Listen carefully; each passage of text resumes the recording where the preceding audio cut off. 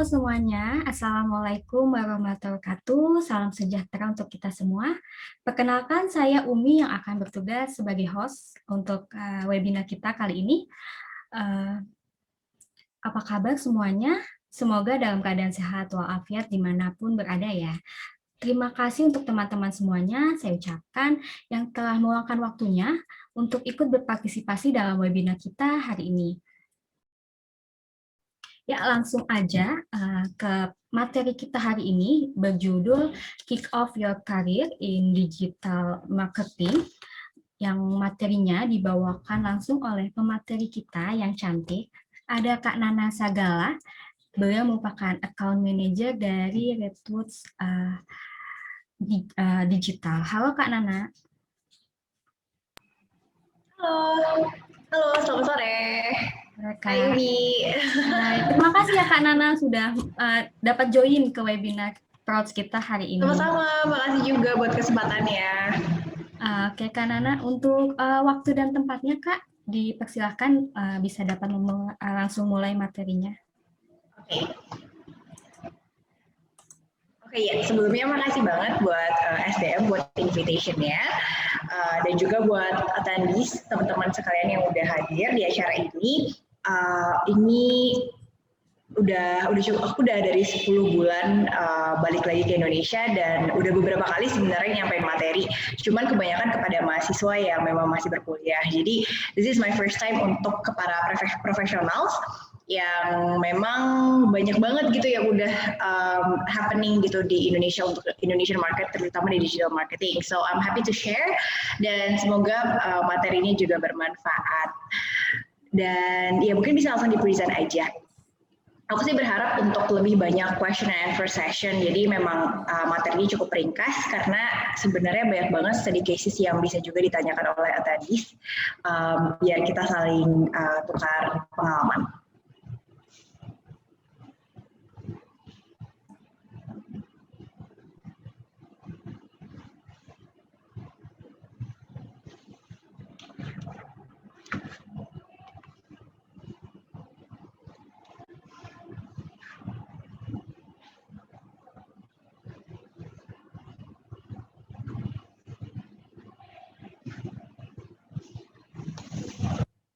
Berarti materinya sedang nanti akan ditampilkan kan ya? Ya. Oh iya, sorry suaranya di mute. Maaf Kak, maaf. Iya. Untuk materinya dari Kak Nana yang share screen kan ya Kak? Oh, oke. Jadi kita akan share dari, oke. Bentar ya.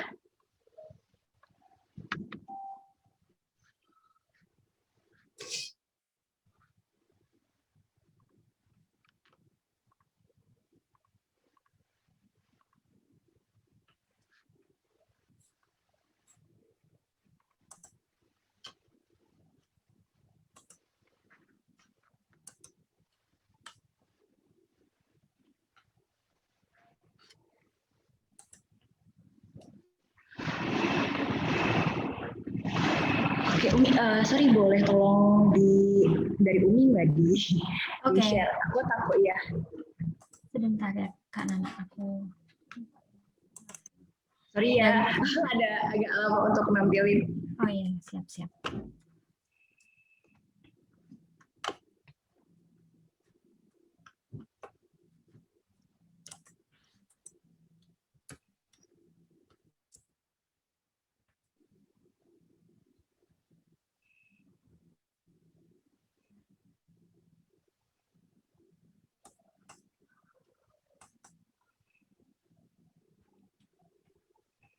Oke, sebentar.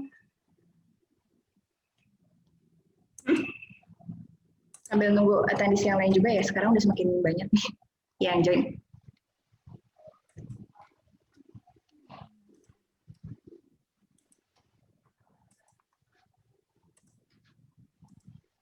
Oke, udah kelihatan ya Kak?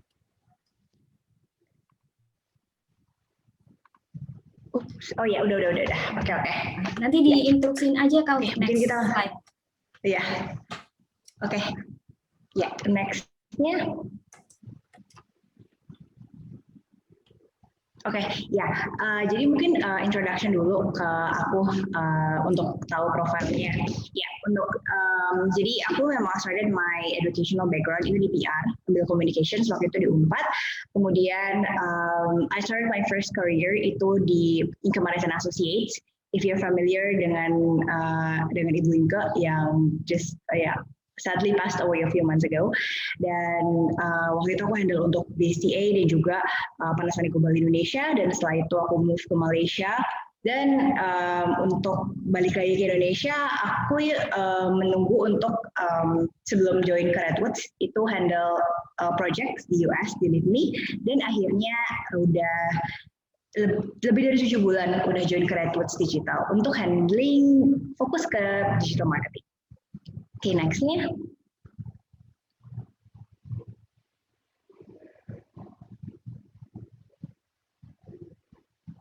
Oke, nah sebenarnya apa sih perbedaannya antara digital marketing dan juga PR? Itu sebenarnya banyak sih yang bertanya-tanya gitu.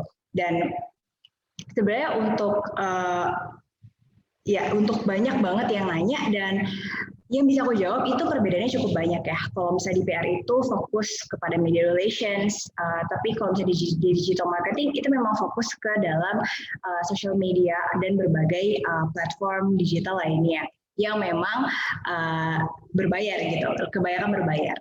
Dan kalau misalnya kita flashback ya, we turn back the time lapse dari 2011, itu tuh aku memang udah handle juga beberapa project di digital marketing. Dan memang waktu itu tuh kalau ngobrol sama klien ya ke waktu 2011 tuh masih itu tuh kebagi banget gitu, online offline gitu. Dan 2013 waktu itu aku menjadi intern dan megang salah satu hair care brand. Dan mereka itu masih menyepelekan gitu, the role of digital marketing bisalah intern yang ngerjain gitu. Jadi di kala waktu itu belum adanya the importance of digital marketing yang sangat esensial. Dan masuklah ke 2015 di mana udah mulai banyak yang memang meng-hire agency, dan mereka memang udah banyak gitu yang aware kalau misalnya we should go digital. Dan tapinya nih masih terbatas banget budget yang dialokasikan pada tahun 2015 kemarin, dan masih menganggap kalau misalnya KOL itu adalah media di mana mereka datang ke events dan diperlakukan seperti media gitu, jadi masih sangat limitless. Dan moving to 2017 itu udah banyak banget yang udah mulai bergerak ke dalam social media, dan bahkan udah sampai B2B business yang memang sudah mulai aggressively moving towards the social media. Dan 2018 itu semakin kuat, 2020 wah itu luar biasa sih perbedaannya. Sebenarnya 2020 itu di mana coronavirus datang dan everything's going online. Kayak bahkan sekarang kalau misalnya dulu kita prefer to have webinars itu face to face, tapi sekarang justru virtually is okay. Dan tentunya budget allocation starting from this pandemic itu memang lebih banyak alokasinya karena there's no more offline, so the budget allocation itu semakin banyak. Dan untuk 2021, wow, sadar gak sih kalau misalnya bahkan tetangga kita tuh udah bisa jadi influencer gitu, it's going more massively, dan memang setiap orang tuh sekarang tuh udah bisa jadi KOL, semuanya udah bisa bikin campaign, dan orang tuh semakin gampang menggunakan Canva yang tentunya semakin banyak berbagai aktivasi yang digunakan karena kemudahannya. Next.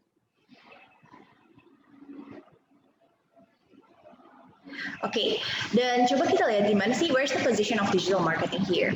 Yang I'm taking this presentation itu dari visual model, yang memang salah satu the essential part in marketing. Next-nya. Oke, so in marketing sebenarnya banyak ya, ada paid, earned, shared, owned media di sini.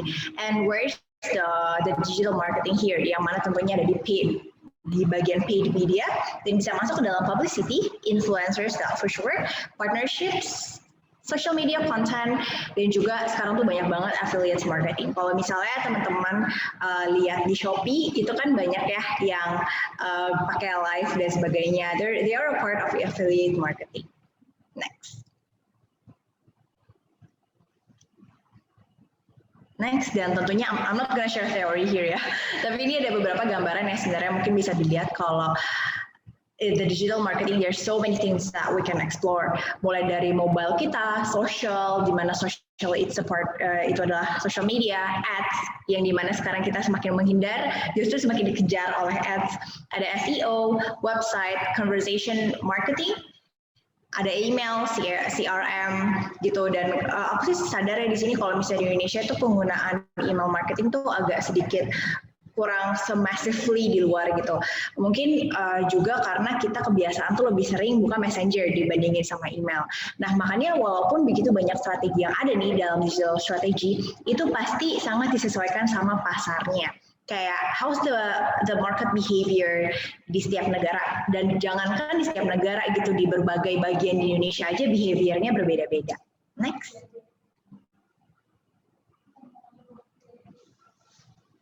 Next. Kalau misalnya ditanya apa sih roles dan positions yang ada di digital marketing team, karena kan ini dari in this webinar we're gonna untuk lebih perkenalan ya. Jadi mungkin materi yang aku sampaikan juga masih cukup dasar karena ini adalah perkenalan untuk berbagai positions yang ada, baik itu di in-house maupun di agency. Tapi if we're looking in this meme, itu tuh apa sih social media expert or in the digital marketing? Ini jokes yang agak cukup lama ya, but we can relate it until today, di mana our friends think, oh, you just bring your phone and then you tap and you can work, which basically no, there's so many things that we are exploring. Terus habis itu ada juga what my mom thinks, yang kita lakukan adalah berhubungan dengan media. Buat the society, kalau dulu sebelum pandemik emang kerjaan kita tuh datang dari event ke event untuk nge-cover event tersebut di social media.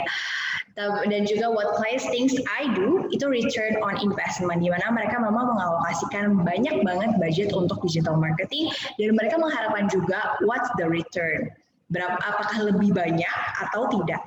Dan what I think I do, ya tentunya pasti kita, wah ini gue ngapain sih selama ini ngambur-ngamburin uang klien kali ya gitu kan, padahal enggak. And what I actually do, yang ya itu sebenarnya memusingkan banget gitu, karena ibaratnya ya kita lihat laptop dengan berbagai screen yang udah muncul ke kita, mungkin itu adalah yang kita lihat kan desainnya yang cantik gitu, dan oh what's next to do, apa yang harus kita tap from that visual. Tapi sebenarnya untuk membuat satu visual itu banyak banget yang kita kerjain. Next. Oke, so apa sih kayak posisi-posisi yang ada? It always depends on where we work. Kalau misalnya kita ada di agency atau di freelancer side, itu tentunya kita mempunyai tim sendiri yang mulai ada dari CEO-nya, director-nya, dan sebagainya. Dan kalau misalnya agency or freelancer, itu memang hired by the corporates or brands untuk memanage vendornya sendiri.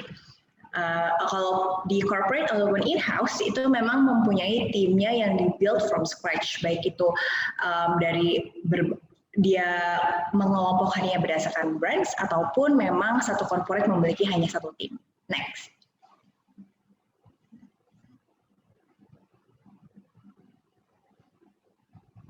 Oke, ini adalah aku share ya berbagai positions yang ada di agency, baik itu dari accounts maupun client services, di mana aku ada di sini. Ada berbagai posisi seperti dari account manager, account executive, business development. Aku ada di sini di Redwoods Digital itu di bagian account manager, dan juga kalau kita masuk ke digital marketing division, di mana aku nggak di sini karena aku lebih berhubungan kepada klien. Tapi karena aku berhubungan dengan klien, aku harus tahu nih berbagai strategi juga yang ada karena I'm representing the company. Jadi untuk di digital marketing itu pasti ada berbagai posisi seperti digital strategist, social media manager, KOL or influencers manager, digital PR publications, copywriter, content writer, SEO, ad ops, customer service ataupun admin, dan juga email marketing. Dan untuk di creative team itu beda lagi. Jadi untuk membuat visualnya adalah tim sendiri, dan untuk di digital marketingnya itu lebih kepada itu juga berbeda. Jadi mereka terpisah gitu. Ada creative director, art director, designer, illustrator, kemudian ada videographer, video editor, UI UX designer. Dan di developer itu ada website ads platform mobile yang memang developer for Android dan juga iOS. Nah, pasti ada sih yang kalau misalnya masih new to digital marketing akan ada beberapa pertanyaan gitu kayak wah banyak banget sih posisinya gitu untuk di digital marketing itself, sedangkan kalau kita dilihat job vacancy nih kayak misalnya di LinkedIn itu kok mereka tuh satu posisi digital marketing tuh banyak banget gitu harus ngerjainnya. Nah itu sebenarnya juga menjadi konflik ya di dalam rekrutmen juga, karena sebenarnya kok satu posisi harus punya banyak skill gitu. Sedangkan kalau kita ke agency itu semua satu orang tuh megang satu job desk tertentu. Kayak gitu. Tapi nanti kita bisa diskusi lebih lanjut tentang problematika tersebut. Oke, next. Kalaupun nanti ada yang mau ditanyain, boleh ya silahkan nanti diisi di dalam chatnya ataupun nanti saat kita diskusi kita juga bisa ditanyakan kalau misalnya ada kayak tadi posisi-posisi yang berbeda dengan berbagai perannya. Gitu. Dan ya maaf Kak, agak dipelanin sedikit lagi untuk itunya materinya Kak. Penjelasannya. Iya. Oh ya. Sorry aku kecepatan kalau ngomong. Oke, thank you for reminding me. Oke, nah untuk di in-house team itu kita ada karena ini semuanya di building from scratch ya. Jadi tuh pastinya ada headnya sendiri. Karena itu ibarat kata ya kita tuh bangun agency di dalam suatu company gitu. Nah jadi pastinya ada head of divisionnya, head of digital marketing, dan di dalamnya ada digital strategist, social media manager, dan sebenarnya kurang lebih sama ya seperti di agency gitu, sampai ada content writer, copywriter, SEO, email marketing. Cuman bisa dikatakan ini lebih ringkas gitu dibandingkan yang ada di agency.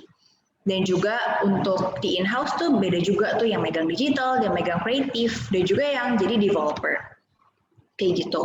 Seperti di creative teamnya pastinya ada designer, ada videographer, editor, UI UX designer, dan juga di developer itu beda. Dan as a note aja, untuk developer itu jangan berharap itu seperti yang IT ribet dan sebagainya gitu. Itu biasanya terpisah yang mengerjakan karena sesuai dengan kebutuhan yang ada. Kalau misalnya pun yang suka melakukan coding dan sebagainya, itu mungkin untuk mengerjakan project yang berhubungan dengan platform. Dan kalau misalnya website developer and Android iOS developer tentunya juga berhubungan dengan coding ya, tapi lebih ke projectnya beda. Ini tuh lebih berbau kreatif dan yang lainnya lebih berbau teknis. Next. Oke, dan untuk ultimate mindset of digital marketing. Next. Nah ini nih sebenarnya kalaupun yang sudah berpengalaman ataupun yang belum berpengalaman di digital marketing, ini bisa menjadi kunci utama untuk menjalani berbagai digital marketing tactics yang ada.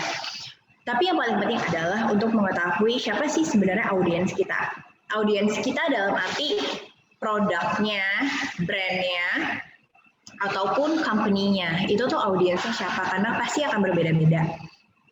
Dan untuk menentukan siapa audiens kita, itu yang nantinya akan menentukan media apa yang akan dipakai, apakah Instagram, Facebook, Twitter, ataupun TikTok, dan juga bagaimana bahasa yang akan digunakan, visualnya, activations, KOL yang dipilih, SEO ataupun ads yang digunakan gitu. Maybe it sounds like mudah kok, kayak nanti bahasa gue semua orang juga bisa nulis gitu kan. Semua orang emang bisa nulis, tapi nggak semua orang bisa menulis dengan baik. Nah makanya itu adalah pentingnya untuk approachment ke audiens yang berbeda-beda, mulai berbagai bahasa.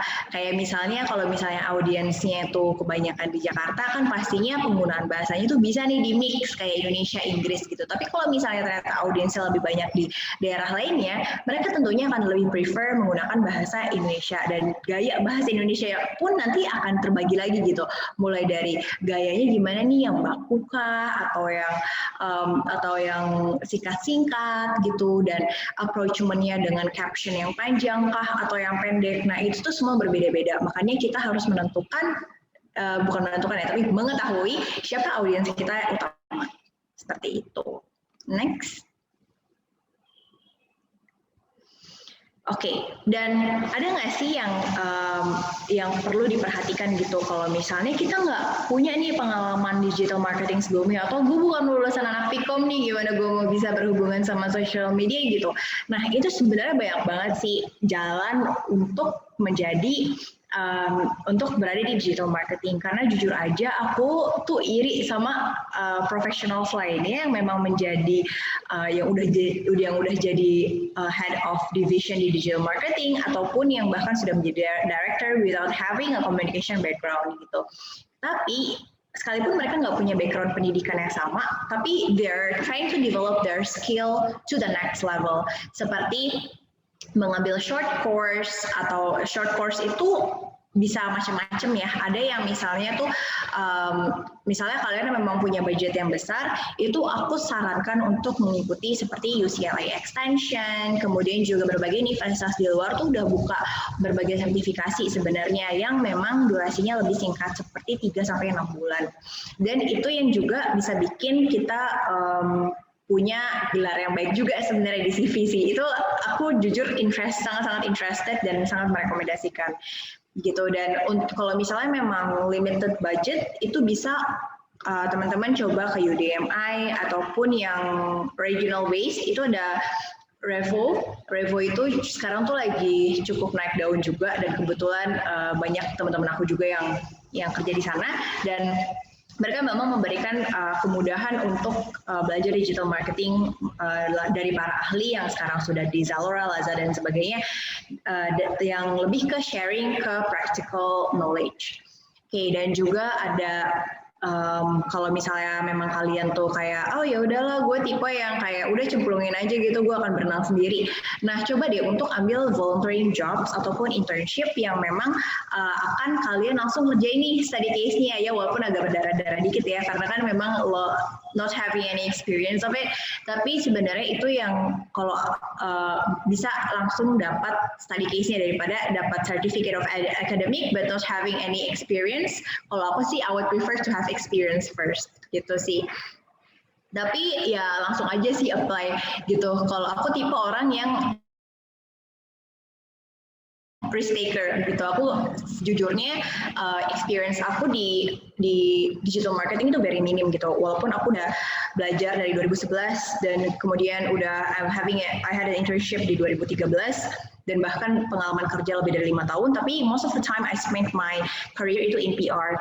Jadi untuk digital marketing I'm still learning for now, tapi ya I'm getting my knowledge by having courses dan juga untuk belajar bersama tim-tim di sini.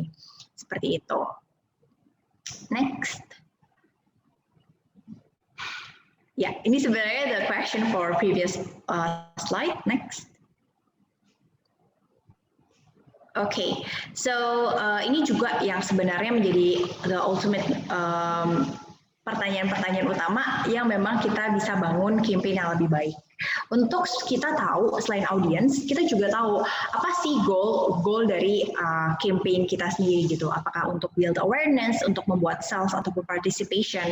Itu sebenarnya penting. Kenapa? Karena pasti kita tuh punya goal kan, kayak we're spending budget with a goal, dan nggak semua goal itu bisa dicapai dengan sales.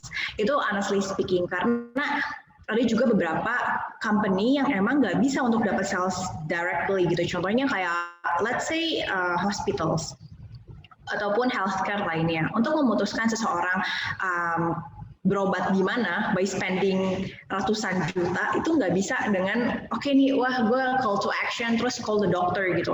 Kayak itu harus proses yang lama gitu. Bahkan untuk satu orang mengambil keputusan yang menghabiskan pengeluaran yang besar itu perlu terpapar iklan tuh bisa berpuluh-puluh kali gitu.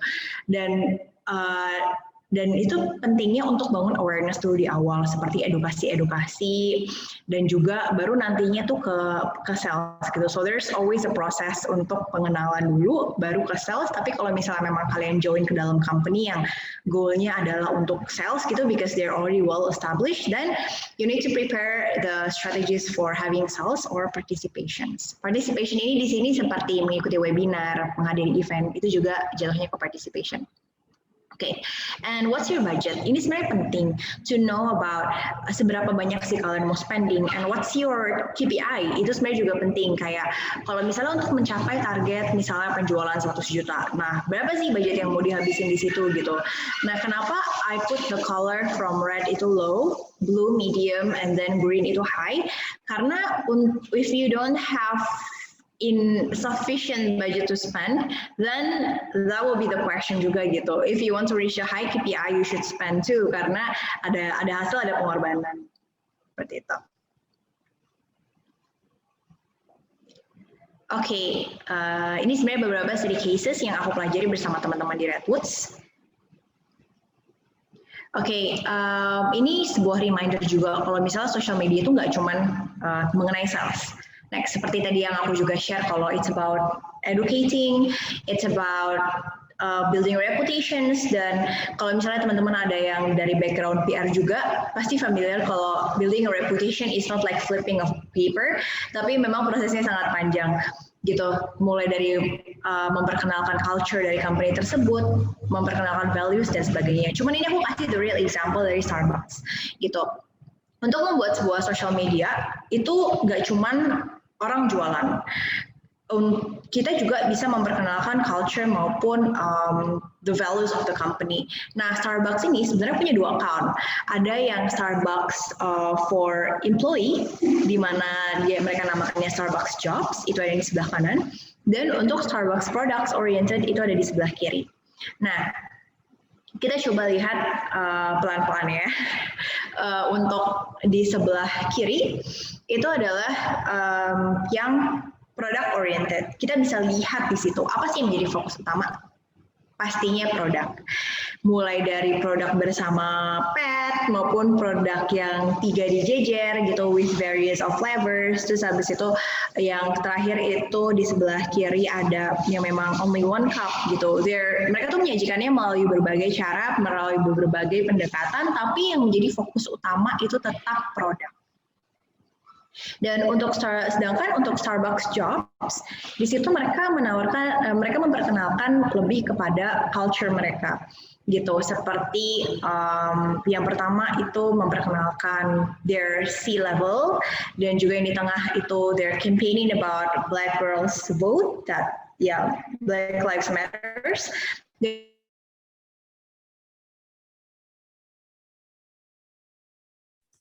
Halo, Kak Nana. Halo, Kak.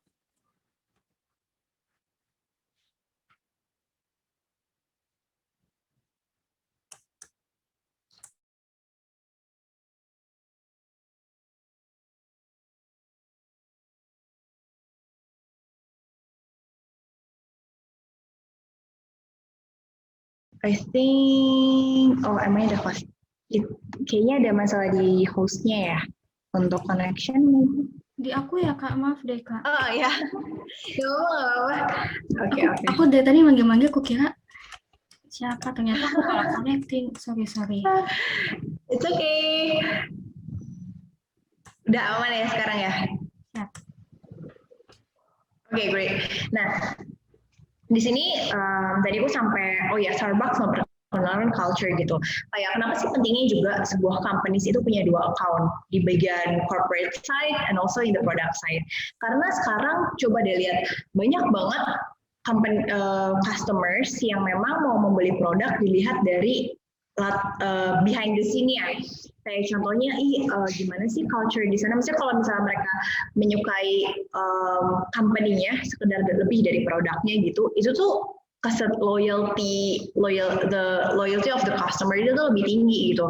Kayak misalnya, gue tahu nih Starbucks tuh kan peduli banget ya, misalnya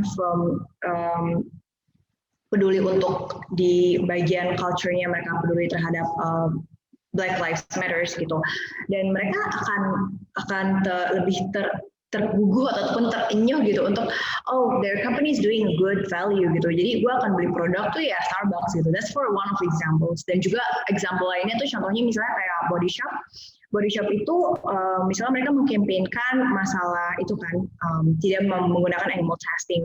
Nah itu yang mereka udah gembor-gemborkan dari dulu sebenarnya.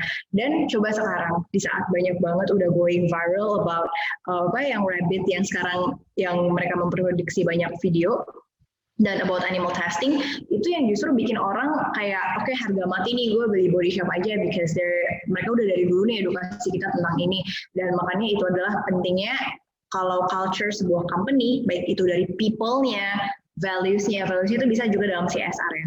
Itu dikampanyekan supaya ya itu tadi untuk rasa cinta terhadap produknya, rasa kesetiaan, dan juga preference dalam memilih itu lebih tinggi. Oke, next.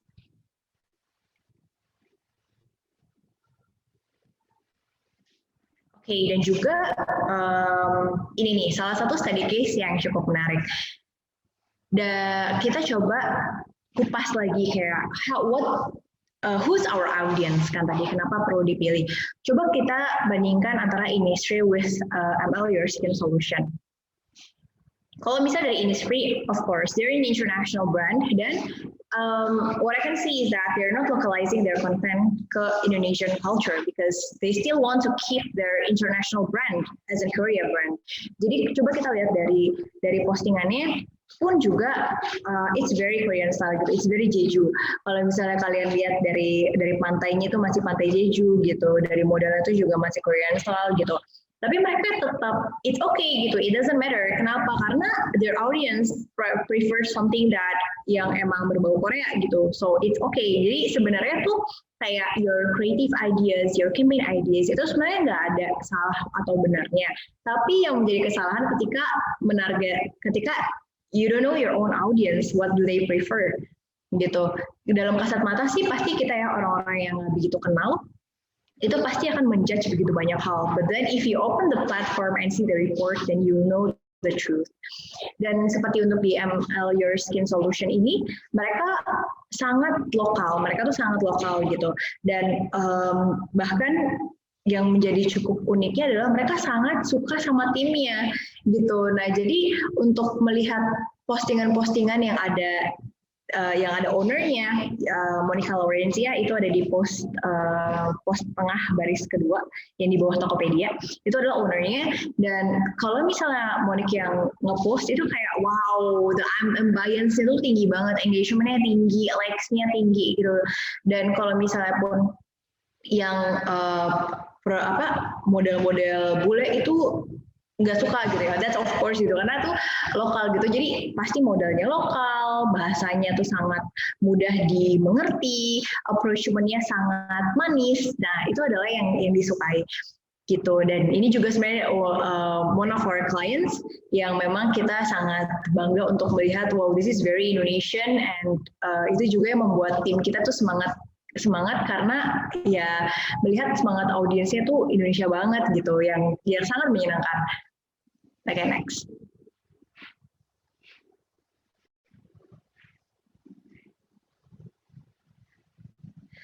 Oke, nah pasti banyak juga nih kalau misalnya kita memang yang orang-orang yang nggak begitu itu tadi, yang not having the fundamental of digital marketing, itu pasti bakal mikir kalau oh, desain yang bagus adalah desain yang disukai gitu. If we have good design, we have the best the best landing page and everything, itu pasti angka kliknya, angka visitnya tinggi. Tapi kata siapa gitu? Coba kita lihat dari salah satu kasusnya MS Glow. MS Glow ini punya page reseller yang kayak gini, yang sangat ke hard selling gitu. Mereka tuh pendaftarannya dengan cara modal besar. Kami akan membimbing Anda menjadi entrepreneur dengan modal ringan dan modern di era digital gitu kan. Keberhasilan 99,99%.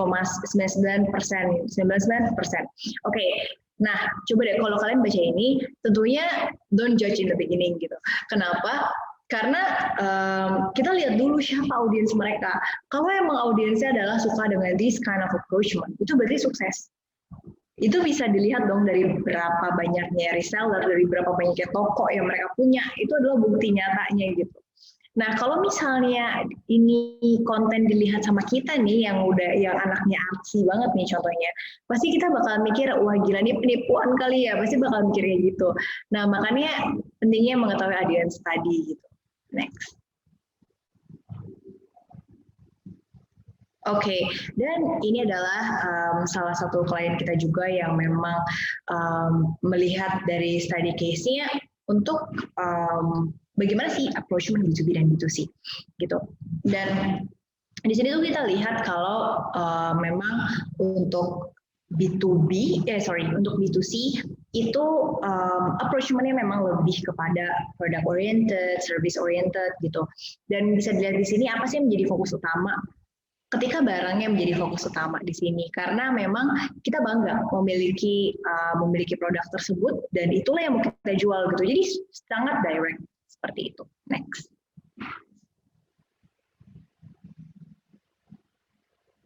Dan bagaimana dengan B2B?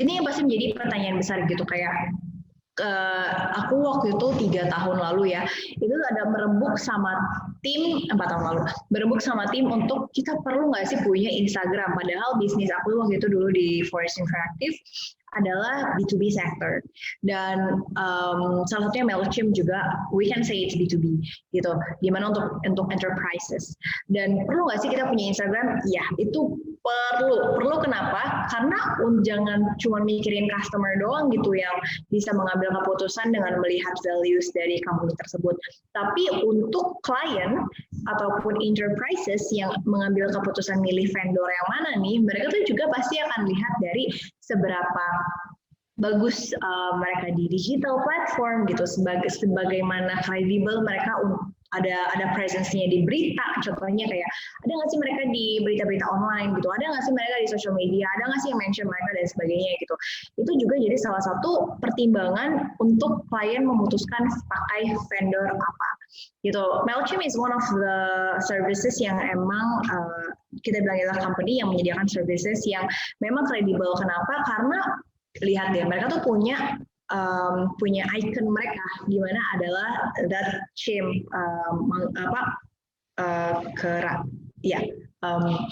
the chimp itu yang memang menjadi ikonnya, dan kemana-mana mereka tuh selalu pakai maskot itu gitu, dengan pakai baju uniknya yang memang pakai baju pos, karena kan emang servicesnya adalah menawarkan email marketing, dan ini yang membuat berhasil companies to use Mailchimp sebagai platform email blasting mereka. Next.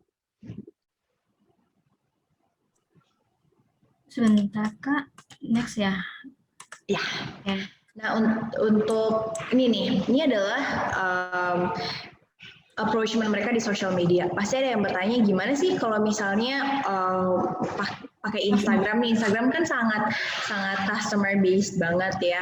Gimana sih untuk memperlihatkan their portfolio di Instagram? Inilah caranya mereka gitu. They're very creative sebenarnya. Kalau kalian run through their Instagram, itu bisa lihat kalau mereka menampilkan the real study cases, how's their customers journey pakai Mailchimp, berbagai perubahan yang mereka alami, terus sebagaimana memudahkan juga berbagai bisnis-bisnis untuk reach out their clients lewat email marketing gitu. Memang cukup simpel ya mereka, karena audiens mereka yang aku percaya itu mostly in the US, yang memang mereka nggak suka bertele-tele gitu, maksudnya nggak suka yang rame-rame gitu.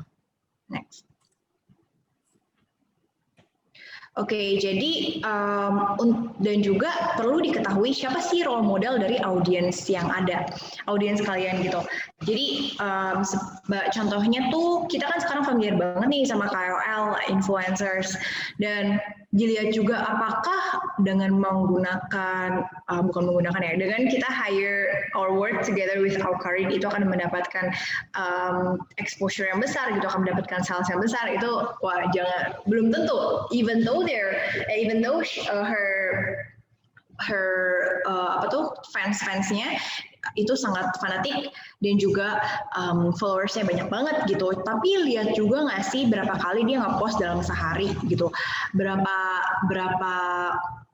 story yang dia post gitu in one day, itu tuh banyak banget gitu, dan tentunya semakin besar followers yang mereka punya, itu nanti audiensnya itu susah untuk mengkategorisasikannya gitu, kayak are there audience having the interest in skincare, ataupun apakah punya interest justru di fashion, food, and other else gitu. Nah ini tuh sebenarnya cukup luas dan berujung ternyata ya salesnya ini nih nggak ketutup gitu. Nah ini juga yang sebenarnya jadi pertanyaan banyak klien sebenarnya, kayak memilih siapa sih yang audiens kita suka, siapa sih role model mereka, siapa sih yang harus kita hire gitu jadi KOL ataupun influencer. Dan faktanya memang untuk memilih KOL itu sounds very it's very easy. I would say orang tuh pasti bilang kayak nyari lu tinggal ngontek-ngontek doang kan gitu kan. Kata tinggal ngontek-ngontek doang gitu tuh bikin orang-orang digital marketing kayak oh wow, kayak langsung down gitu. Maksudnya kayak karena itu nggak kayak gitu, karena kita tuh harus menggunakan research yang mendalam untuk mengetahui itu tadi interest audience kita dan audiens si KOL itu udah cocok nggak sih gitu.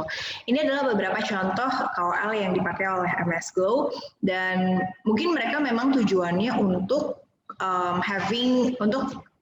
building the credibility first, tanpa memperhitungkan salesnya. Kenapa aku sebut seperti itu? Karena they are macro influencer. Mereka tuh mantan pemain sinetron gitu dulunya, dan bisa aja untuk dari segi sales mereka nggak dapat, tapi kalau kita ngelihat nih, wah Luna Maya nih udah pakai produk ini nih, bagus nih gitu kan, kayak ini terpercaya nih, dibandingin sama produk yang emang belum punya makro influencer sebelumnya, seperti itu.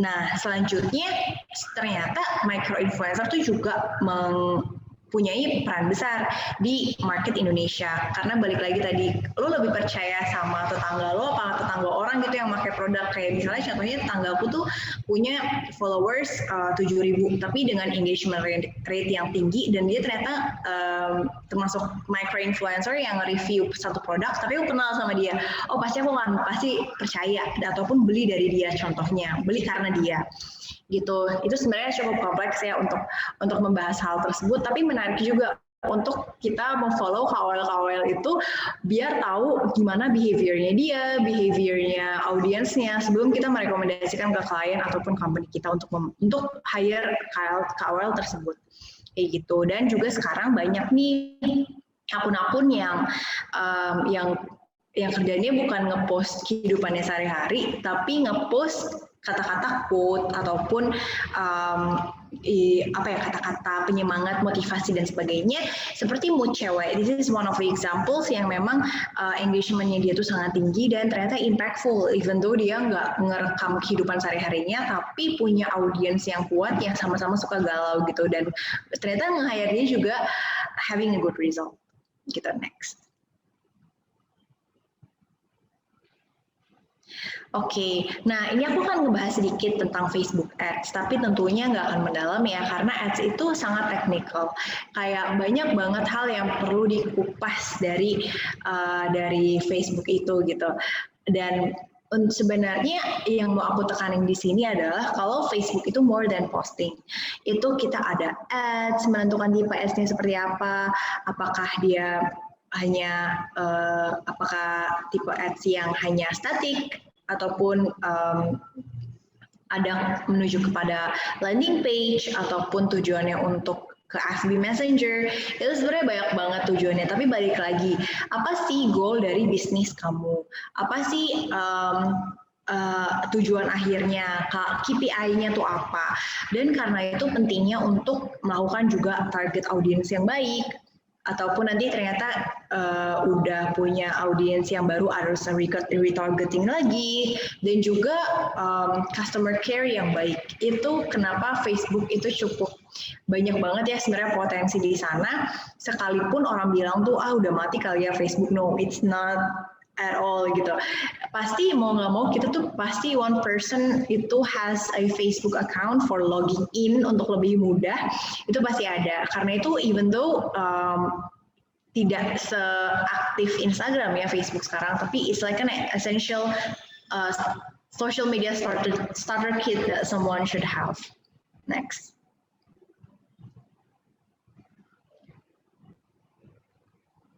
Oke. Dan sebenarnya di sini aku mau share kalau ya we all of us already knows ya kalau misalnya kalau TikTok itu memang cukup kencang.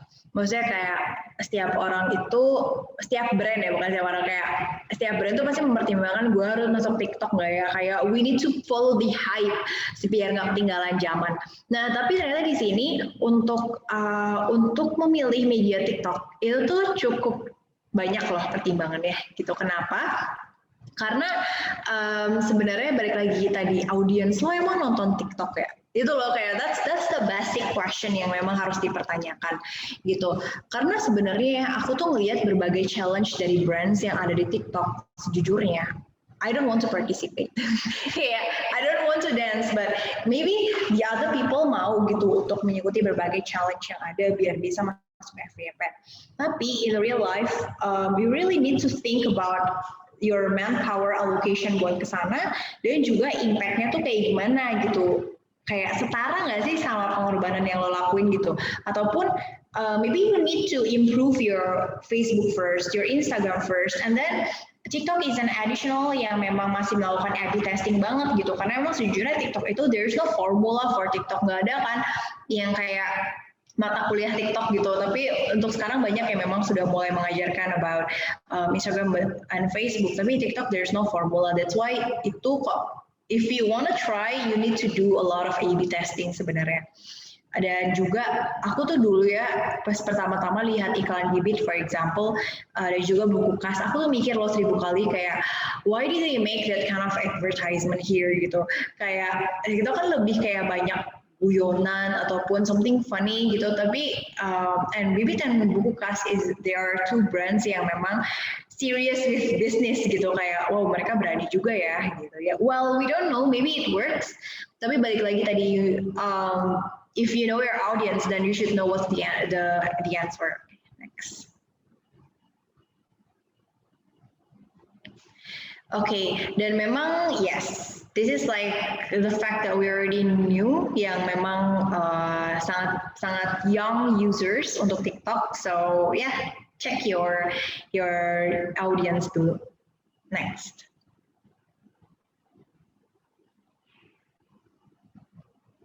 Oke, ini sebenarnya satu quote yang aku suka banget gitu, karena honestly speaking, I'm not the expert of everything gitu. Kayak even though orang-orang tuh lihat kalau oh you're good with PR gitu, you're good with digital marketing, but I would say that we don't need to be an expert of everything, like literally everything, bisa desain, bisa menulis dengan baik, bisa berbicara dan sebagainya, because not everyone's having multi talents, tapi at least we need to understand a bit of everything. Like a bit of everything here is that kita tuh tahu, at least we've done our research.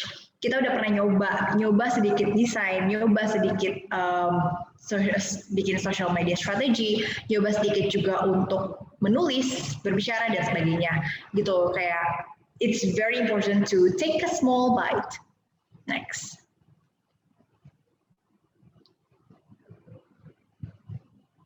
Oke, dan ini sebenarnya salah satu mission, I think I would say it's like more into personal mission, tapi digital marketing is very broad dan there's so many opportunities out there, dan juga untuk di luar Indonesia sendiri gitu, they're hiring Indonesian talents karena memang sejujurnya talents di Indonesia itu jauh lebih maju in terms of their knowledge, their experience compared to the other countries gitu.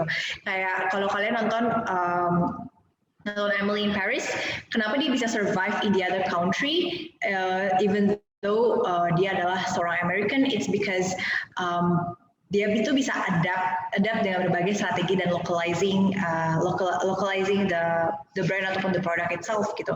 Jadi sebenarnya kesempatan kerja itu sangat-sangat luas, dan kalau mau cari freelancing itu juga sangat besar kesempatannya, baik itu biasanya keywordsnya ada social media specialist ataupun virtual assistant, mereka sangat terbuka untuk hal tersebut. Next.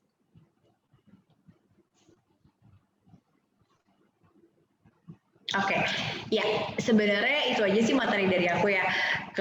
Bisa explore lebih lagi untuk di Redwood Digital ataupun Instagram aku, feel free to reach out, dan juga di LinkedIn. Sebenarnya aku sering banget sih share di LinkedIn LinkedIn, dan itu adalah salah satu platform yang aku mendapatkan klien-klien tuh dari sana, because balik lagi kan, you need to know your audience, and my audience is the C-level for digital marketing ataupun marketing head yang memang mereka adanya di sana.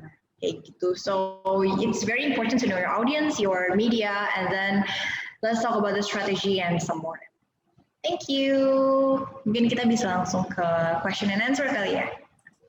Oke, terima kasih Kak Nana atas materinya. Untuk sekarang udah masuk Q&A Kak, ini baru ada satu pertanyaan Kak. Untuk teman-teman semuanya, kalau mau bertanya bisa langsung raise hand, nanti mungkin saya langsung aktifkan untuk audionya. Bisa juga di kolom chat. Saya bacakan ya Kak, untuk pertanyaannya dari Kak Sofyan Doinga. Hello Miss Nana Sagala, my name is Sofyan Doinga, Public Relation Intern at Job Hunt.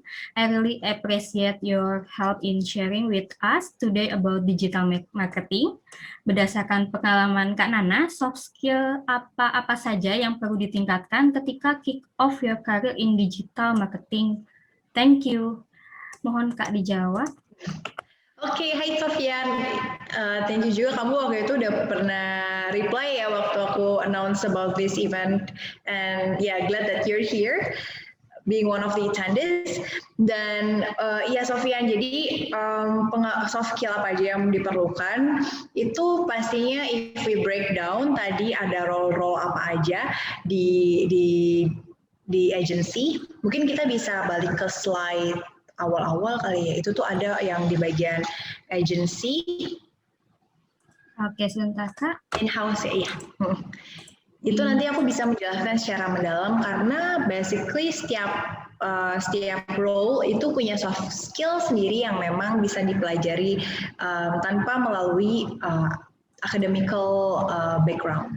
Di sini, di manakah halaman berapa?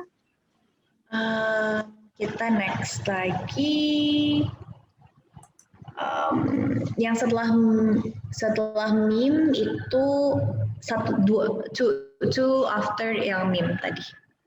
Ya, next lagi ke sebelah kanan. Next.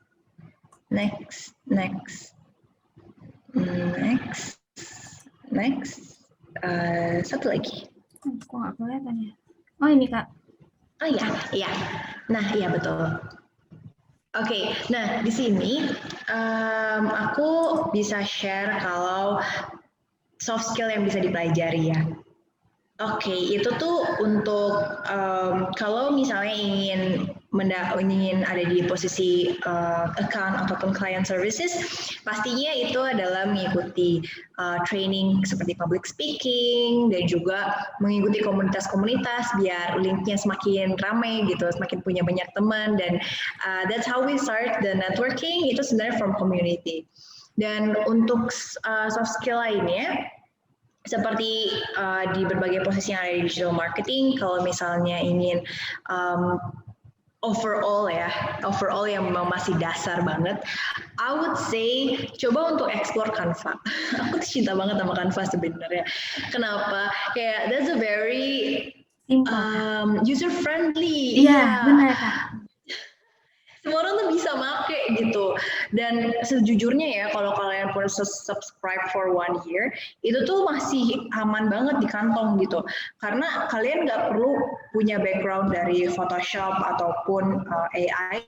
Dengan adanya exploring Canva itu, kalian bisa at least creating the visual, itu udah bisa gitu. Ataupun misalnya nanti kalian harus berhubungan sama orang-orang desainer, kalian tuh udah punya taste, visual taste tersendiri gitu dari berbagai dashboard yang ada. Dan juga soft skill lainnya tuh ada sih yang unik ya sebenarnya, dan cukup mudah untuk dipelajari adalah coba explore Pinterest.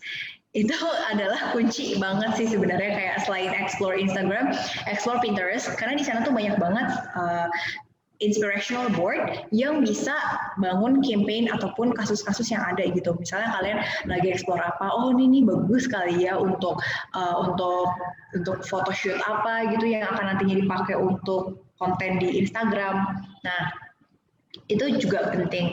Dan tentunya menulis dan juga yang lainnya adalah untuk itu tadi si creative writing itu sebenarnya itu penting banget sih creative writing gitu. Dan mungkin pasti bakal ada another question gitu kayak what's the difference between copywriter and content writer. Nah ini tuh sering banget salah paham dan sejujurnya aku juga baru tahu beberapa tahun terakhir sih sebenarnya perbedaannya. Nah ini kan kita biasanya tuh ngambil short course misalnya menulis ya kayak creative writing gitu. Dan itu sebenarnya beda loh peran antara copywriter sama content writer. Karena kalau copywriter tuh misalnya lebih kayak ke berbagai misalnya teks yang ada yang singkat, padat, jelas, menarik itu adalah copywriter I would say yang memang bisa langsung nancep gitu di hati.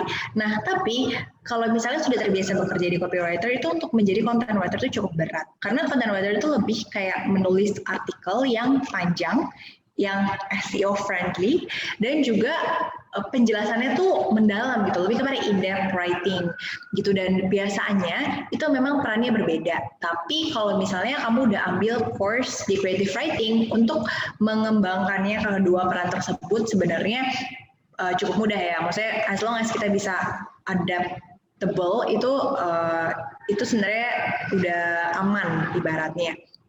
Dan juga hal-hal lainnya ya bisa belajar bisa belajar ilmu-ilmu seperti gimana sih it works e-commerce. Sekarang kan udah banyak kayak yang kayak short course gitu yang memang ilmu-ilmunya tuh kecil sedikit tapi bisa diambil gitu dan emang mereka tuh kayak seperti one bubble yang emang nggak bisa terpisahkan gitu. Sebenarnya dari situ dulu sih, itu aja dulu dipelajari dan kedepannya itu akan lebih lancar lagi itu sih kayak nggak banyak terdengar tidak banyak tapi as the time goes by kita explore itu akan lebih banyak lagi nanti. Kayak Oke, gitu. terima kasih Kak Nana atas jawabannya. Untuk Kak Sofyan, mungkin bisa di kolom chat Kak, udah clear atau belum untuk jawaban dari Kak Nana. Apabila ada pertanyaan lagi, monggo bisa dituliskan di kolom Q&A atau bisa raise hand juga nanti dari kami akan dipersilakan untuk berbicara langsung untuk ke Kak Nana ya. Oke. Untuk pertanyaan kedua Kak dari Muhammad Ari, saya bacakan ya Kak. Kak, apa benar untuk bisnis online budget promosi lebih tinggi dibanding budget pembelanjaan produk jual?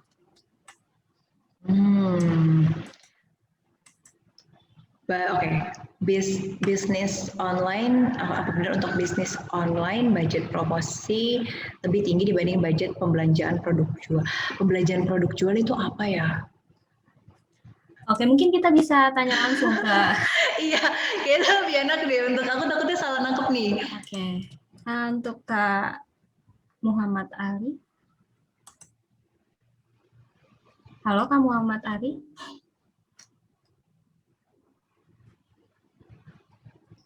Halo Kak. Halo. Masih mute itu. Iya, ini sudah kita persilakan untuk di-unmute Kak audionya.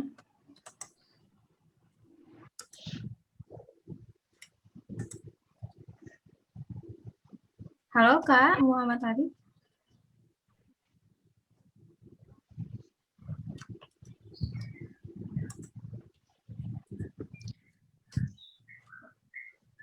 Mungkin aku bisa jawab dari sepenangkapan aku kali ya. Oke. Oke, nah kalau aku translate mungkin pertanyaan ini lebih ke budget promos. Halo, Kak Muhammad Ari. Halo. Halo Kak. Iya. Halo Muhammad Ari. Halo Kak Nana. Halo, iya. Kak, Gimana tadi? Produk jual tuh produk yang pengen kita jual, Kak. Pembelian produk yang pengen kita jual. Oh, oke. Tapi jualannya di mana? Apakah di contoh fashion Kak? Seperti baju gitu. Kan kebimbangan dari yang pernah saya dengar juga Kak. Itu kan kalau bagi pemula kebimbangannya di budget promosi Kak. Soalnya budget promosi itu lebih besar daripada kita memperjualkan budget untuk pembelian. Oh, oke. Rata-rata segitu. Kan rata-rata gitu Kak untuk pemula. Nah itu Iya. banyak ketakutan gitu tau. Takutnya udah ngeluarin bakar-bakar duit banyak, tapi pembelinya nggak ada. Oke, dapat pertanyaannya. Oke, aku bantu jawab ya. Nah, jadi untuk itu sih sebenarnya itu benar banget yang menjadi nggak hanya ketakutan dari Mas Muhammad Ari, tapi juga dari ketakutan sebuah perusahaan, bahkan perusahaan yang udah gede banget omsetnya, itu tuh mereka masih mikir 1000 kali untuk worth it nggak sih campaign yang kita jalanin gitu, worth it nggak sih ads yang kita jalanin. Nah itu sebenarnya balik lagi ke coba kalian simulasi, itu simulasi ya, tapi kayak bayangkan berapa budget yang kalian keluarkan ketika membangun sebuah ruko gitu kan, itu pastinya besar. Berapa biaya sewa untuk sewa ruko tadi, sewa ruko toko di mall, terus habis itu berapa juga operasional orang yang harus kalian hire kalau misalnya warawiri di jalan gitu. Nah itu kan sebenarnya juga budget yang dikeluarkan juga kan sebenarnya. Tapi kita selalu bilang oh kan itu banyak yang kita keluarin, tapi nyata depan mata. Sedangkan kalau misalnya ngeluarin budget iklan kan kita nggak tahu ya gimana ngebakarnya yang benar atau enggak gitu. Nah balik lagi sebenarnya ada juga yaitu pengeluaran yang memang tidak terlihat, tapi sebenarnya digital platform itu sedang melakukan tugasnya gitu. Nah, balik lagi kan ada risk budget. Nah, itu bisa sebenarnya dimasukin ke sana gitu. Yang memang dibilang beresiko, iya beresiko, tapi kemungkinan besar juga mungkin nggak sekarang belinya, tapi sudah teredukasi. Kayak ibaratnya mungkin kita udah sering nih dengar nama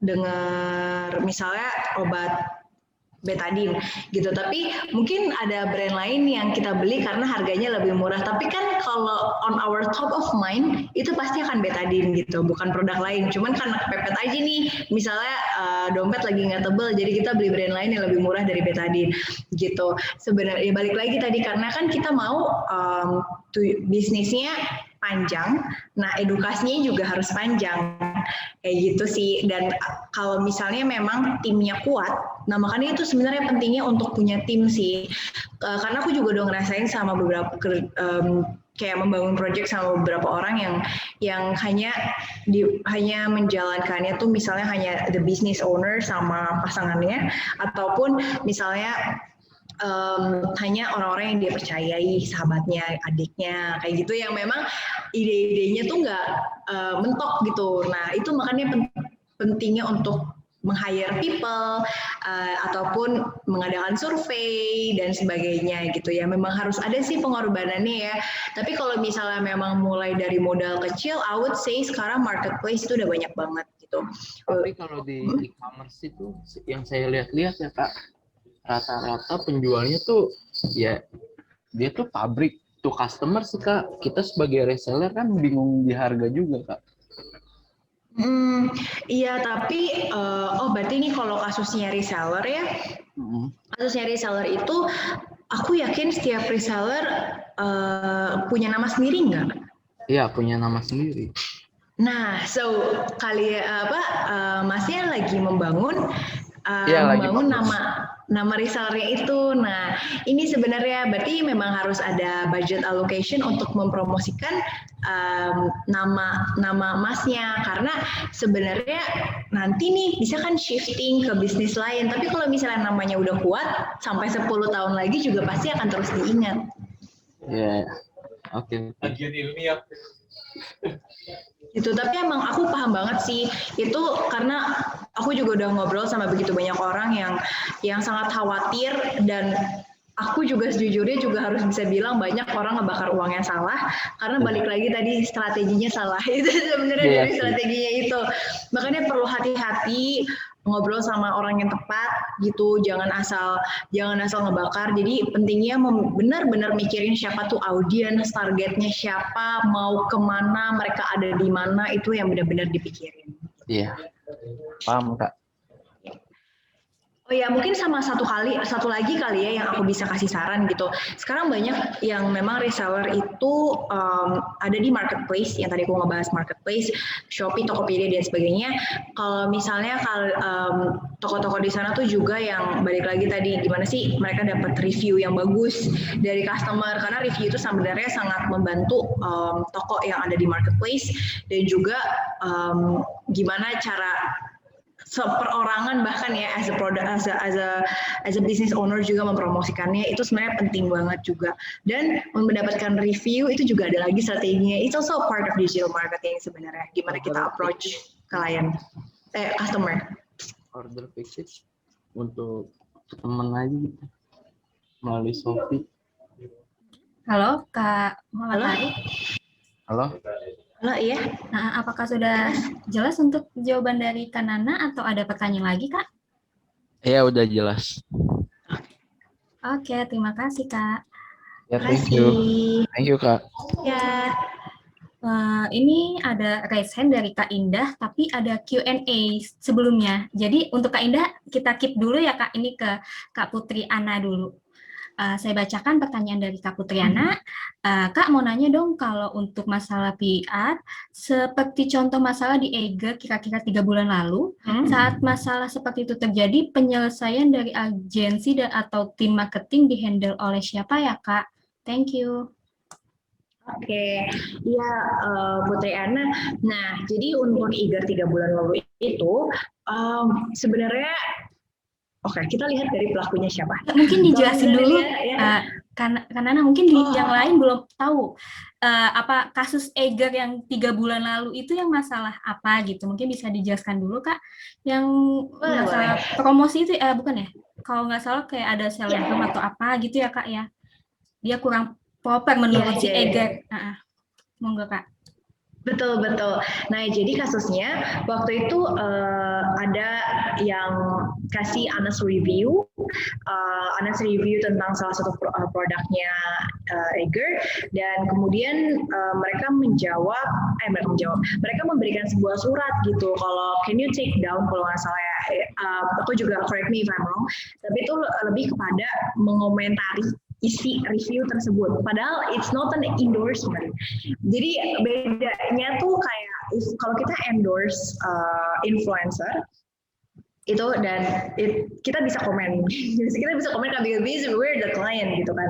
Nah, kalau misalnya Eiger itu kemarin tuh adalah mengomentari yang honest review gitu. We cannot control honest review karena kita nggak kenal juga gitu kan, nggak pernah kenalan secara langsung. Tapi mereka Eiger itu memberikan sebuah statement di entah itu di social medianya, bukan di social media, tapi kayak personal letter ya. Iya, tapi kayak dia ngirim letter deh. Dia tuh ngirim letter yang minta untuk di take down ataupun direvisi. Sedangkan terus habis itu kebetulan dia memiliki influencer, kan mereka punya komunitas yang kuat ya. Yang memang influencer lah, dia apalah itu di sosmed, kayak wah gila gue dapat surat nih dari Eiger, bisa-bisanya kayak gitu-gitu kan. Emang sih gue tuh cuma pakai HP yang bukan pakai kamera yang standar gitu, bukan kamera yang canggih, makanya hasilnya cuma segitu. Wah, justru dia nanggapnya bukan marah tapi merendah. Itu yang bikin kasusnya makin kebakaran lagi gitu. Dan ditambah teman-teman influencer yang cukup kuat mereka komunitasnya, yang kayak ya tentunya ya aku bukan sebagai influencer aja aku marah gitu dengar kayak gitu. Nah, kita lihat dari pelakunya gitu, kayak siapa yang mengirim surat. Nah, kalau kita lihat dari rantainya itu siapa memulai dan sebagainya, itu sebenarnya panjang banget kan.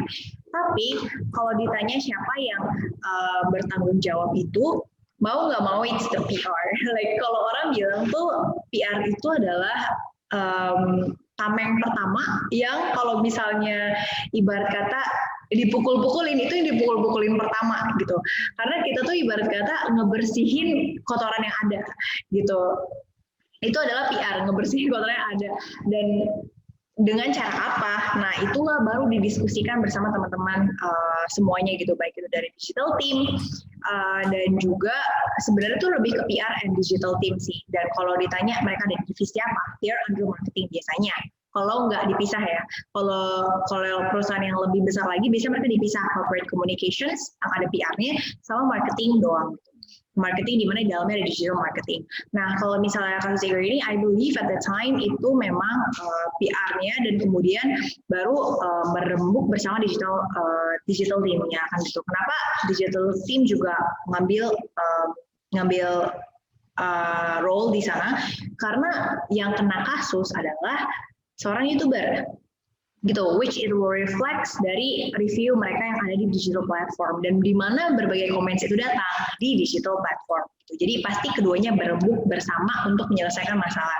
Tapi biasanya ya, this is the real case yang solusi itu bisa datangnya dari PR. Kenapa? Karena balik lagi dia yang ditamenyin, pasti dia tuh ngasih beberapa options yang memang harus dijalanin. Barulah kolaborasi antara kedua belah pihak gitu. Makanya menurut aku PR dan digital marketing itu adalah sebuah tim yang solid sih sebenarnya. Mau mereka berada di divisi yang sama ataupun berbeda, tapi pasti eksekusinya itu berbarengan. Cuman aja medianya berbeda. Mungkin medianya untuk di PR itu lebih ke media online, berita, dan sebagainya. Tapi untuk digital marketing itu adalah toolsnya ya lebih ke social media yang ada, dan ya tentunya itu medianya berbeda tapi strateginya itu pasti sama. Cuman balik lagi approachment berbeda. Approachment maksudnya kan kayak karena audiens mereka adalah jurnalis ya, PR kan pasti berhubungan sama jurnalis ya, approachment-nya dengan cara ke jurnalis. Tapi kalau misalnya dengan digital marketing mereka adalah audiens secara luas, bahkan customer service pun ada di sana gitu ya. They need to use the customer's language. Oke, terima kasih Kak Ana. Untuk Kak Putri, atas jawaban Kak Ana tadi sudah cukup jelas atau belum, bisa di komentar di kolom chat.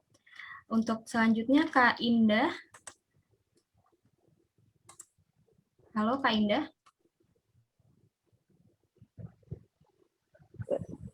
Halo. Halo Kak. Udah kedengeran belum ya? Sudah. Halo. Halo Kak Nana. Iya. Aku Indah. Aku adik tingkatnya Kak Nana BTW. Halo. Iya. Kak, aku mau tanya-tanya aja sih, diskusi sama Kak Nana. Dari pengalamannya Kak Nana, ada nggak sih Kak tips-tips untuk reach audience baru di sosial media kita ketika sosial media dari brand kita tuh sebenarnya kalau engagement dengan para followers lama gitu tuh udah cukup udah cukup kuat gitu, tapi untuk reach audience baru itu rasanya entah kenapa kayak masih hasilnya tuh belum maksimal gitu. Padahal ini bisa dilihat waktu dulu-dulu gitu ya, kayak bulan-bulan lalu dan tahun lalu ketika kita misalnya pakai KOL dan juga dari hasil ad-nya, boost post-nya gitu tuh itu works banget gitu di followers growth-nya dan untuk media reach-nya dari sosial media kita gitu. Tapi untuk sekarang itu kayak nggak drive to followers growth dan juga reach dari media di Instagram kita sendiri gitu. Padahal kita juga udah reach kayak KOL baru gitu. Makasih Kak. Oke, makasih pertanyaannya Indah. Oke, ini sebenarnya menarik banget ya, karena jujur itu adalah masalah semua brand untuk yang seperti ini gitu, kayak udah pernah ada audiensnya dulu tuh engagementnya bagus gitu, sekarang kok jadi sepi ya. Itu sebenarnya I would say itu wajar terjadi gitu. Kenapa?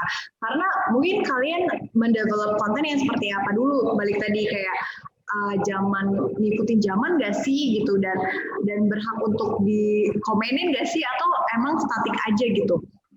Sebenarnya bisa kita evaluasi dari itu tadi gitu, kayak ketika konten berubah, produk berubah gitu. Kalau misalnya memang account yang sedang kamu handle itu sekarang itu adalah produk B2C, pasti kan banyak produk-produk baru dan sebagainya gitu kan. Nah itu building audience yang seperti apa gitu. Siapa tahu emang demografinya berubah gitu. Siapa tahu memang bisa dari gendernya berubah, dan makanya kan kalau seiring berjalannya waktu audiens berubah, itu pasti strateginya terus berubah. Itu sih sebenarnya. Dan I would say kalau misalnya kan itu bisa dilihat ya kalau dari social media reportnya gitu, to know your audience. Dan dulu ada salah satu study case juga. Kenapa aku dari tadi tuh ngebahas mungkin audiens berubah? Itu tuh ada salah satu study case yang pernah kami handle. Kami berubah audiensnya gitu. Audiensnya berubah dalam arti misalnya ada masalah, kita targeting lagi karena memang mau nge-reach out market yang lain, dan ternyata wah pasif untuk pasif dari segi likes-nya kok berkurang gitu, tapi komennya makin banyak. Nah, itu kan tadi, berarti behavior audience kita yang baru nih kayak gini nih. Mungkin dia sedikit nih like-nya nggak kayak dulu, tapi mereka suka komen. Nah, itu sebenarnya kenapa digital marketing nggak pernah mati, karena behavior-nya tuh terus-terus berubah. Apalagi kalau ads-nya target audiens yang baru, itu pasti akan berubah, nggak mungkin enggak sih. Nah, karena itu jenis kontennya, approachment-nya itu perlu dilakukan perubahan lagi gitu. Dan kebetulan banget Indah ngebahas tentang KOL. Aduh, KOL tuh tricky banget sebenarnya. KOL itu tuh nggak semuanya menghasilkan hasil. Balik lagi tadi, tapi bisa jadi itu menghasilkan branding yang positif, tapi jatuhnya nggak ke sales gitu.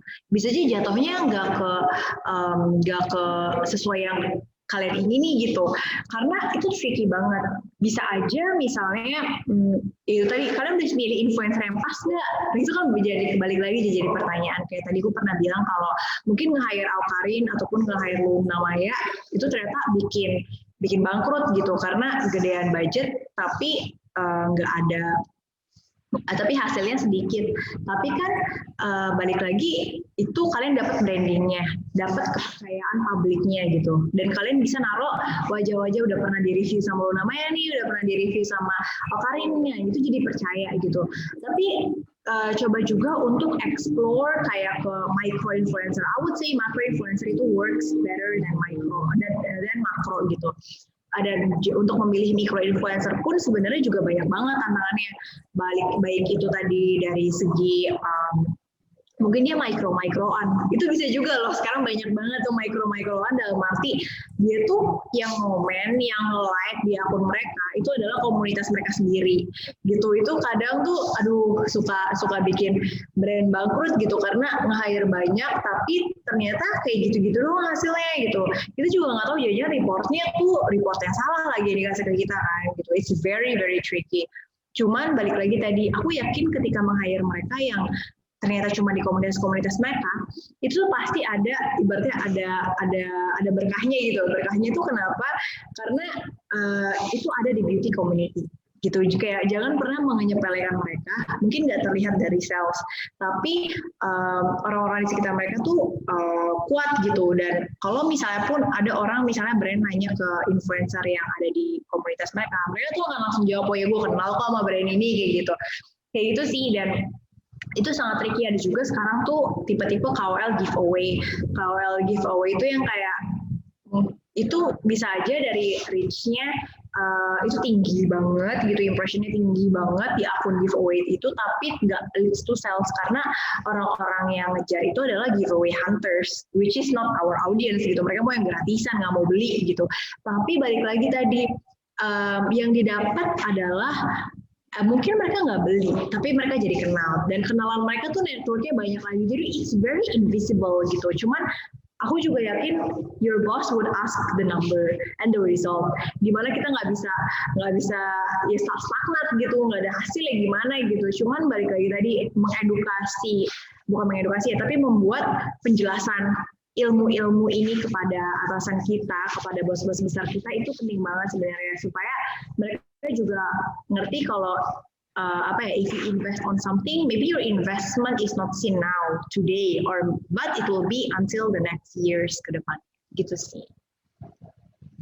Oke, terima kasih Kak Nana. Untuk Kak Indah, mungkin diberikan tanggapannya. Untuk jawabannya sudah clear atau masih ada pertanyaan lagi?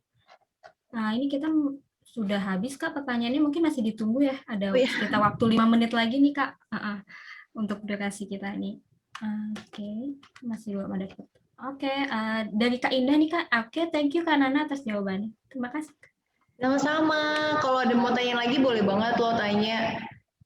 Bisa raise hand. Tadi kayaknya ada Kak Sofyan Doinga gitu ya. Di awal aku melihat raise hand itu kepencet atau memang berniat untuk bertanya Kak? Oke, ini ada Kak Sofyan. Oke. Halo Kak Sofyan. Halo, Halo, iya Sofyan. suara saya terdengar ya, Kak? Iya terdengar. Halo, Kak Nana. Halo Sofyan. Finally we meet even in just for virtual ya. Iya. Thank you. Tadi mau follow up aja sih untuk jawabannya. Berarti memang as a beginner ya, jujur saya baru memulai nih untuk public relations di intern gitu ya.